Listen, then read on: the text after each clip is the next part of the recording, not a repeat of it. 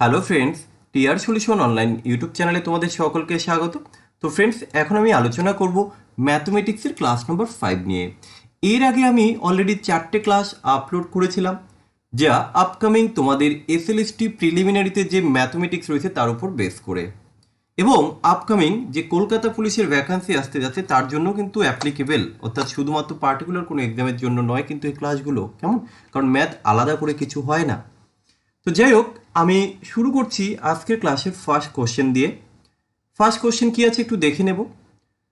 The average of all the odd number between 2 and 22। কি বলা হয়েছে? 2 থেকে 22-এর মধ্যে সমস্ত বিজোড় সংখ্যার গড় নির্ণয় করতে বলা হয়েছে।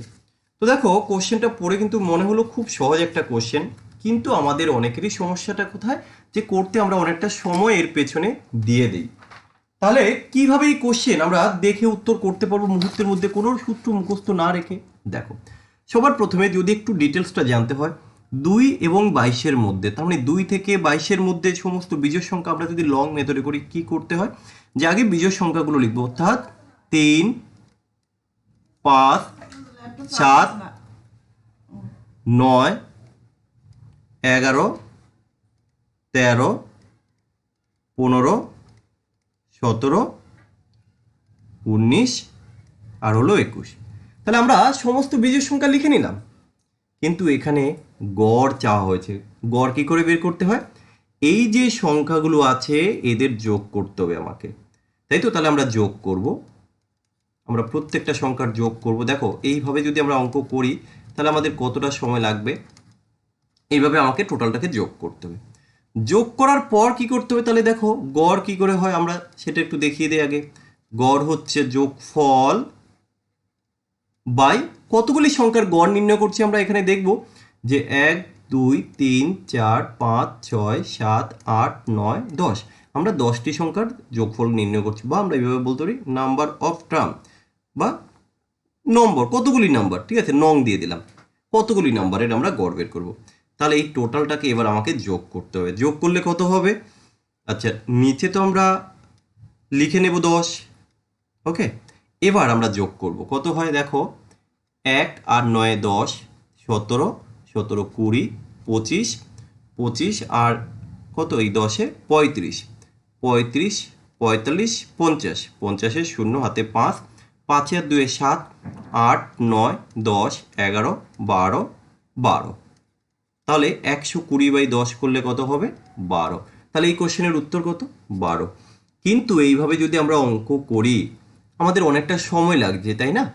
কিন্তু এইভাবে আমরা করব না। আমরা কিভাবে করব? দেখো, এই যে গড় নির্ণয়ের আমরা সহজ একটা সূত্র বলতে পারো, বলে দিয়েছিলাম যে গড় নির্ণয়ের সব থেকে বেস্ট মেথড, তুমি প্রথম সংখ্যা একটু ভালো করে দেখে নাও, প্রত্যেকটা জায়গায় তুমি অ্যাপ্লাই করতে পারবে। প্রথম সংখ্যা প্লাস শেষ সংখ্যা, শেষ সংখ্যা বাই 2 করে দাও, তোমার আনসার চলে আসবে। যে কোনো সংখ্যার আমি যখনই গড় নির্ণয় করব, দেখো এই যে ট্রিক্স তোমাকে শিখিয়ে দিলাম না, যে কোনো কোশ্চেনের ক্ষেত্রে অ্যাপ্লাই করতে পারবে, শুধু প্রসেসটা একটু জানা দরকার। তাহলে দেখো, এখানে প্রথম যে সংখ্যাটি রয়েছে 3, আর এই যে শেষ সংখ্যা রয়েছে কত? 21। তাহলে আমরা কিভাবে করব? 3 প্লাস 21/2, দ্যাটস মিনস 24/2, তাহলে কত হবে? 12। তাহলে এর থেকে শর্ট আর হতে পারে? তাহলে বিষয়টা কি, আমাদের এই নিয়মগুলো জাস্ট একটু জেনে রাখা দরকার, তাহলে কিন্তু আমরা সহজে অঙ্ক করে দিয়ে আসতে পারবো। আমরা অঙ্ক করতে পারি, কিন্তু ভাই সময়ের মধ্যে অঙ্কটা করে আসতে পারি না, আমাদের এটাই সমস্যা। আমি এখানে সেই কনসেপ্টটাই দেওয়ার চেষ্টা করি, কিভাবে একটা অঙ্ক কত কম সময়ের মধ্যে করা যায়। পরের একটা কোশ্চেন রয়েছে, দেখো পার্টনারশিপ থেকে আমরা রেখেছি। কোশ্চেনটাকে আমি পড়ছি খুব সুন্দর করে, একটু তোমরা বোঝার চেষ্টা করে মনোযোগ সহকারে। এ 3500 টাকা দিয়ে একটা ব্যবসা শুরু করে, এবং 5 মাস পর বি তার অংশীদার হিসেবে ব্যবসায় যোগ দেয়। ওকে, 1 বছর পর তারা 2:3 অনুপাতে মুনাফা পায়। তাহলে বি এর মূলধন কত? আমরা মূলধন বলতে ক্যাপিটাল। দেখো, আমরা জানি তার প্রফিট কি করে হয়। প্রফিট হচ্ছে তার ক্যাপিটাল ইনটু টাইম, তার যে মূলধন সেটা যত সময়ের জন্য খাটবে সেটাই হচ্ছে তার প্রফিট। এবার বিষয়টা হচ্ছে, টাইম যদি দুজনের ক্ষেত্রে ইকুয়াল হয়, টাইম যদি ইকুয়াল টু হয় তাহলে প্রফিটটা অ্যাকচুয়ালি তারা পায় কিভাবে, তাদের ক্যাপিটালের অনুপাতেই কিন্তু তারা তাদের লাভ্যাংশটা পাবে। তাহলে এই কোশ্চেন যদি আমি একটু, যেটা নর্মালি সবাই আমরা করে থাকি, যদি সেইভাবে করি তাহলে কতটা সময় লাগে এবং কিভাবে, দেখো আমরা দেখলাম যে এ 3500 টাকা দিয়ে ব্যবসা শুরু করেছে। আচ্ছা, এ যেহেতু এখানে বি এর কথা বলা রয়েছে তাহলে চলো বি আমরা দুজনের কথা লিখলাম।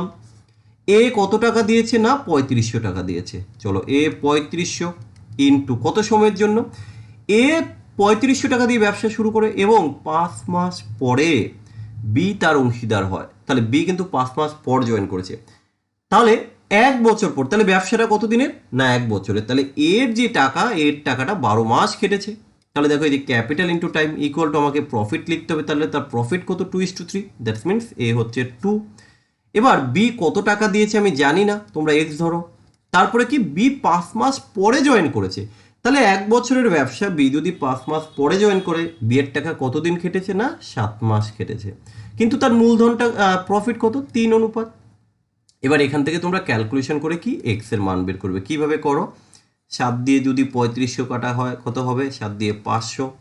আচ্ছা, আর কি করা হবে এরপরে, 2 দিয়ে যদি 12কে কাটা হয় 6 হবে। তাহলে দেখো 3 6 18, 5 18 90, দ্যাটস মিনস 9000। তাহলে আমরা এখান থেকে উত্তর বলতে পারলাম। তাহলে এটা হচ্ছে লং মেথড, এইভাবে আমরা করি। কিন্তু একটা কনসেপ্ট আমি বলেছিলাম যে তাদের ক্যাপিটাল ঠিক সেটাই হয় যেটা তাদের প্রফিট রেশিও, তার মাল্টিপল হতেই হবে।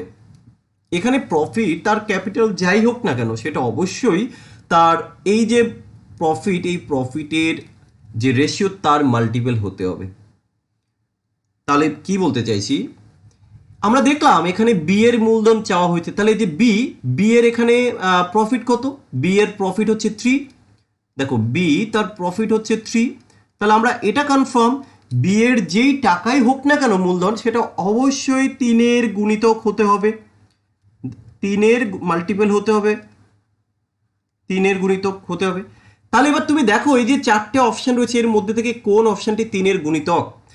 3 5000কে ভাগ করতে পারবে না, 3 দিয়ে 9000কে ভাগ করা যায়, 3 দিয়ে 7000কে ভাগ করা যায় না, 3 দিয়ে 8000কে ভাগ করা যায় না। তাহলে উত্তর হয়ে গেল অপশন নাম্বার 2। তাহলে দেখো এখানেও তো নতুনত্ব কিছু না, জাস্ট কি বলতো কনসেপ্ট, যে এইভাবে করা যেতে পারে, এইভাবে ভাবা যেতে পারে। আরে ভাই অঙ্ক তো সবাই এইভাবে তোমাকে দেখাবে, কিন্তু অঙ্কটা যে এইভাবে হতে পারে এটা তো কনসেপ্ট। এখানে কি কোনো কিছু মুখস্থ করার কথা বলা হয়েছে? একদমই নয়, এই বিষয়গুলোই শেখানো হবে। আমাদের কাল থেকেই কিন্তু নতুন একটা ব্যাচ শুরু হচ্ছে, যেটা আমরা এসএলএসটি প্রিলিমিনারি এক্সামকে মাথায় রেখে শুরু করছি। কারণ এখানে যারা আছে এসএলএসটি প্রিলিমিনারিতে দীর্ঘ হয়তো যারা আর্ট ব্যাকগ্রাউন্ড 8 থেকে 9 বছর পর এসে আবার অঙ্ক শিখবে, ভাই তাদের এরকম ভুরি ভুরি সূত্র মুখস্থ থাকবে না, তাদের বেসিক থেকে অঙ্ক বুঝে বুঝে করতে হবে। তো এসএলএসটি প্রিলিমিনারিকে মাথায় রেখে আমি একদম বেসিক থেকে একটা ব্যাচ শুরু করছি। যারা ক্লাস করতে চাও তারা এই নাম্বারে যোগাযোগ করতে পারো, কিংবা ডেসক্রিপশনে আমাদের হোয়াটসঅ্যাপ গ্রুপের লিঙ্ক দেওয়া আছে, জয়েন করে নিতে পারো। পরের কোশ্চেন দেখো, অনুপাত থেকে আরেকটি কোশ্চেন, যদি A:B 2:3 হয় এবং B:C 4:5 হয়, দেন A:B:C কত? খুব সহজ কোশ্চেন, আমি জানি তোমরা সবাই করতে পারবে, কিন্তু একটু সময় লেগে যাবে তোমাদের। দেখো তোমরা কিভাবে করো, A:B তোমরা এইভাবে লিখবে, তার মান হচ্ছে 2:3। এই যে B:C ঠিক তার নিচে লিখবে B:C, এর মান কত না 4:5। এবার আমাকে গুণ করতে হবে, তার বিকল্প কোনো অপশান নেই। তাহলে চলো আমরা একটু গুণ করি, কিন্তু বিষয় হচ্ছে এখানে আমরা কি দেব, ফাঁকা। এখানে কি আছে, কিছু তো একটা দিতে হবে। তাহলে যেই ঘরটা ফাঁকা থাকবে সেখানে ঠিক তার আগের সংখ্যা বসাতে হয়। আগের সংখ্যা মিনস, যেহেতু আমরা দেখলাম 3-এর পরের ঘরটা ফাঁকা, তাই এখানে আমরা এই 3কে বসিয়ে দেবো। এখানে 4 ফাঁকা, তাই আমি এখানে 4 বসিয়ে দেবো। এবার গুণ করতে হবে, তাহলে এখানে আমরা রেশিওটা পাবো A:B:C পাবো কত না 4 দুগুণী 8, 3 4 12, 3 5 15। তাহলে আমরা কিন্তু উত্তর পেয়ে গেলাম। দেখো ভাই এইভাবে আমরা সবাই জানি, কিন্তু একটু সময়, আমি চাইছি যে অঙ্কটা তুমি দেখে উত্তর করো। কেমন? দেখে উত্তর করতে গেলে কি করে করতে হয় একটু দেখে নাও, যে A:B 2:3 হবে এবং B:C 4:5 হতে হবে। দেখো এটা তো A, এটা B, এটা C, তো আমরা অপশান এলিমিনেট করতে পারি কিভাবে। আচ্ছা B:C কত হবে যেন 4:5, কিন্তু এখানে দেখো 4:5 নেই, এখানে 3:5, তাহলে এটা হবে না। এটা দেখো 4:6 আছে, এটা হবে না, কারণ এখানে 4:5 দরকার। পরেরটা দেখো A:B 2:3 হতে হবে। এই যে এটা A এটা B, তাহলে এটা 2:3, কিন্তু এখানে 2 দিয়ে যদি আমি কাটি 3:2 হচ্ছে। দেখো 3:2, ভালো করে বোঝো, আমার হওয়া দরকার ছিল 2:3, কিন্তু এখানে রয়েছে 3:2, তাহলে এটা তো হবে না। পরেরটা মিললো যে 4:5, ঠিক আছে, এটা 4:5 মিললো, বাট এটাও তো তোমাকে চেক করে দেখতে হবে যে 2:3 হয় কিনা, তাহলে এটা 2:3 হলো না। আমরা এখান থেকে অপশান 4কে টিক করতে পারি। এইরকম অপশানের উপর নির্ভর করে আমরা কিছু কোশ্চেন করতে পারি যেখানে আমাদের সময়ের কোনো ব্যাপার থাকবে না। কেন এই সমস্ত নিয়ম আমি মাথায় রাখবো কেন? এই কোশ্চেনগুলো অনেকে আবার নিয়মে করে, বলে ফরম্যাট মনে রাখো। সেটা কেমন একটু দেখিয়ে দিই, জাস্ট দেখিয়ে দিচ্ছি। এইভাবে গুণ করবে একবার, কেমন? তাহলে দেখো 4 দুগুণী 8, এরপরে কি করবে, এই দুটোকে গুণ করবে, এই যে হচ্ছে 3 4 12, এরপরে আবার এই 3 সাথে 5 গুণ করবে, 3 5 15। আরে ভাই এটা তো ঠিক আছে, যখন তুমি এরকম করবে, দেখো এবারে দেখিয়ে দিচ্ছি, এবার গুণটাই কিন্তু এই যে, তাহলে A:B, B:C, C:D। এবার তুমি A B C D বের করো, তো বের করে কমেন্ট সেকশনে তোমরা জানাও যে এর উত্তর কি হয়। একটু সময় লাগবে, এখানেই তোমরা গুলিয়ে ফেলবে। তুমি এই মেথডে করতে গেলে টাইম, এই যে করতে গেলেই এর কিন্তু অবস্থা টাইট হয়ে যাবে, গুলিয়ে ফেলবে। তোমরা প্র্যাকটিক্যালি প্রমাণ করে দেখো, তারপরে কমেন্টে বলবে যে স্যার আপনি ঠিক বলেছেন কি ভুল বলেছেন। কিন্তু আমি যে কনসেপ্টটা জাস্ট বলে দিলাম, কনসেপ্ট মিনস কিছুই না, যে জাস্ট আমি বললাম ভাই এই ধরনের কোশ্চেনে তুমি অপশান থ্রু করতে পারো। এটাই তোমাকে কতজন বলে দেবে বলো? অঙ্ক তো সবাই আমরা করিয়ে দিই, কিন্তু ওই অঙ্কটাকে কিভাবে করলে তোমাদের কাছে বেস্ট মনে হতে পারে, তোমরা সহজে উত্তর করতে পারবে, এটা মাথায় রাখতে হবে। শুধু অঙ্ক করিয়ে দিলাম, অঙ্ক শিখিয়ে দিলাম না, কিভাবে অঙ্ক করলে আমরা সঠিক সময়ের মধ্যে করতে পারবো সেটা দেখতে হবে। বোঝাতে পেরেছি? পরের কোশ্চেন দেখো, প্রত্যেকটা কোশ্চেন দুটো ল্যাঙ্গুয়েজে থাকবে আমাদের, যার যেটা সুবিধা হয় সেভাবে দেখে নেবে। কি আছে, একটি কলেজে ছেলে এবং মেয়েদের অনুপাত বলা আছে কি 5:3। যদি 50 জন ছেলে কলেজ ছেড়ে চলে যায় এবং 50 জন মেয়ে কলেজে যোগ দেয়, তাহলে নতুন অনুপাত হবে 9:7। তাহলে কলেজের ছেলেদের সংখ্যা কত? তাহলে আমি জাস্ট এখানে দেখিয়ে দিচ্ছি তোমাদের, এই হলো ছেলে, এই হলো মেয়ে। আমরা আগে লং মেথডে যাব। লং মেথড তোমরা সবাই অ্যাটলিস্ট করতে পারবে। কি বলা হয়েছে, যে অনুপাত কত 5:3, আমি ধরে নিলাম 5x ছেলে 3x মেয়ে বা গার্ল, 50 জন ছেলে কলেজ ছেড়ে চলে যায়, যে ছেলে, তাহলে কতজন চলে যায়, চলো এই যে 50 জন চলে যায়। তার বদলে কি হয়েছে, 50 জন মেয়ে কলেজে যোগ দেয় মিনস 50 জন আসে, আসার ফলে নতুন যে রেশিও সেটাই হচ্ছে 9/7। এখান থেকে ক্যালকুলেশন করে তোমাকে এক্স এর মান বের করতে হবে। এক্স এর মান বের করার পর আবার তোমাকে 5x বের করতে হবে কত, সেটাই হচ্ছে উত্তর। তার মানে এক্স এর মান তোমাকে বের করতে হবে, কারণ তোমরা তো এইভাবেই অঙ্কগুলো করো। এর বাইরে কিন্তু তোমরা কেউ ভাবোই না যে কিছু করা যেতে পারে। ওই যে স্যার শিখিয়ে দিয়েছে এক্স ধরে করতে হবে, তাই আমি এক্স ধরে করছি। নিজে একবারও ভাবলাম না যে এক্স ধরে কেন আমি পাটিগণিতের অঙ্ক করবো, এক্স ধরে অঙ্ক করবো বীজগণিতের ক্ষেত্রে আমি অঙ্ক করবো, পাটিগণিত কখনো এক্স ধরে করবো আমরা? 100 ধরে করো, ঠিক আছে। কিন্তু যাই হোক, আমি যে কনসেপ্টটা এখানে বলতে চাইছি ভাই, অপশানের থ্রুতে করো না। যাই হোক, দেখো এখানে বিষয়টা হচ্ছে বয় আর হচ্ছে গার্লস, তাহলে বয়ের রেশিও কত 5, গার্লসের রেশিও কত 3। দ্যাট মিনস এখানে ছেলেদের সংখ্যা চেয়েছে, তার মানে উত্তর যাই হোক না কেন সেটা 5-এর গুণিতক হতে হবে বা হবেই হবে, ঠিক আছে। তাহলে 5-এর গুণিতক দেখো প্রত্যেকটাই, আমি তো উত্তর করতে পারবো না কোনটা হবে উত্তর। এবার দেখো কনফার্ম হয়ে যাবে। বলা হয়েছে যদি 50 জন ছেলে কলেজ ছেড়ে চলে যায়, তাহলে 50 জন যদি চলে যায়, আমি প্রত্যেকের থেকে 50 মাইনাস করে দিলাম, কারণ 50 জন চলে যাচ্ছে। 50 জন যখন চলে যাবে আর কতজন পড়ে থাকবে, এখানে 250 জন পড়ে থাকবে, 350 জন পড়ে থাকবে, এখানে 450 জন পড়ে থাকবে, এখানে 550 জন পড়ে থাকবে। কিন্তু এখন নতুন রেশিওটা হয়ে যাবে 9:7। তার মানে বালকের সংখ্যা কিন্তু 9-এর গুণিতক হবে এবং বালিকার সংখ্যা 7-এর গুণিতক হবে। তুমি দেখো 9-এর গুণিতক হচ্ছে কোন অপশান, 9-এর গুণিতক এটা 9 দিয়ে ভাগ যাবে না, 9 দিয়ে ভাগ যাবে না, 9 দিয়ে ভাগ যাচ্ছে, 9 দিয়ে ভাগ যাবে না। তাহলে আমরা অপশান এলিমিনেট করে সব থেকে বেস্ট এবং শর্টে কিন্তু আমরা উত্তর করতে পারি। বোঝাতে পেরেছি? কোনো সূত্র মুখস্থ রাখার দরকার নেই ভাই। পরের কোশ্চেন, এবারের যে কোশ্চেনটা ভীষণ ইম্পর্টেন্ট একটা কোশ্চেন, কিন্তু আমরা অনেকেই এই অঙ্ক করতে গিয়ে হয়তো অনেক সময় নিয়ে নেই বা অনেকে ছেড়ে দিয়ে বাড়ি চলে আসি, অনেকটা বড় মেথডে করতে হবে এটা ভেবে। বলা হয়েছে যে নিচের কোনটি 99 দ্বারা সম্পূর্ণরূপে বিভাজ্য। তো তোমরা যারা নিয়ম জানো যে যেই সংখ্যাকে 9 দ্বারা এবং 11 দ্বারা ভাগ করা যায় সেই সংখ্যায় 99 দ্বারা ভাগ যাবে। এই নিয়মটা যেমন ঠিক, কিন্তু এটা অনেকটা লং মেথড, কারণ একবার 9 দিয়ে চেক করতে হবে, একবার 11 দিয়ে চেক করতে হবে। তো যাই হোক, হয়তো তোমরা অনেকেই জানো 9 দ্বারা এবং 11 দ্বারা ভাগের নিয়ম। অনেক সময় লাগবে ভাই, বিশ্বাস করো। 9 এবং 11 দ্বারা ভাগ করতে গেলে অনেক সময় লাগবে, কারণ 9 দিয়েও যেতে হবে, 11 দিয়েও যেতে হবে, তারপরে তুমি বলতে পারো যে স্যার সংখ্যাটি 99 দ্বারা বিভাজ্য। কিন্তু আমি সেই নিয়মের বাইরে এসে নতুন একটা ট্রিক্স তোমাদেরকে দিয়ে দিচ্ছি। শুধুমাত্র 99 নয়, শুধুমাত্র 99 নয়, তুমি চাইলে 999 দিয়েও করতে পারবে, 9999 দিয়ে, অর্থাৎ যত সংখ্যা যত ইচ্ছে তত সংখ্যা দিয়ে তুমি করতে পারবে। কী নিয়ম তাহলে সেটা? খুবই সিম্পল।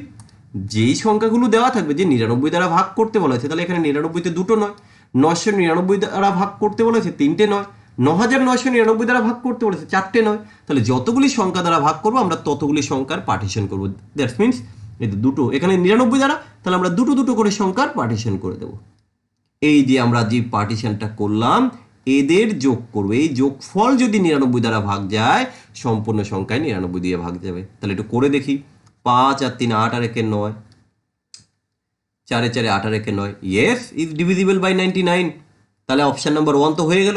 বাকিগুলো জাস্ট আমরা একটু চেক করব। দেখো, দুটো দুটো করে সংখ্যা নিতে হবে। আমরা দুটো দুটো করে সংখ্যা নিয়ে এবার তাদের যোগ করব। কত হয় দেখো, 4 আর 4 8 আর 1 9, আচ্ছা 6 3 9 9 18। তাহলে এটা কি 99 দ্বারা এবার ভাগ যায়? আবার তোমাকে দেখতে হবে। এটা কিন্তু 99 দ্বারা কখনোই ভাগ যাবে না। বোঝাতে পারলাম?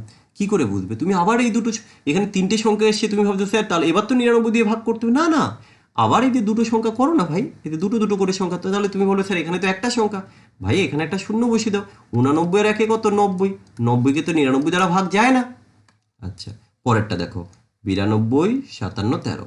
তাহলে 2 আর 7 9 আর 3 12, 12 2 হাতে আছে 1, 10 15 1 16। এবার তুমি 162কে 99 দিয়ে ভাগ যাবে না। যদি এতেও তুমি বুঝতে না পারো যে আবার ভাগ করতে, তাহলে এক কাজ করো, এই যে দুটো দুটো করে সংখ্যা আবার যোগ করো।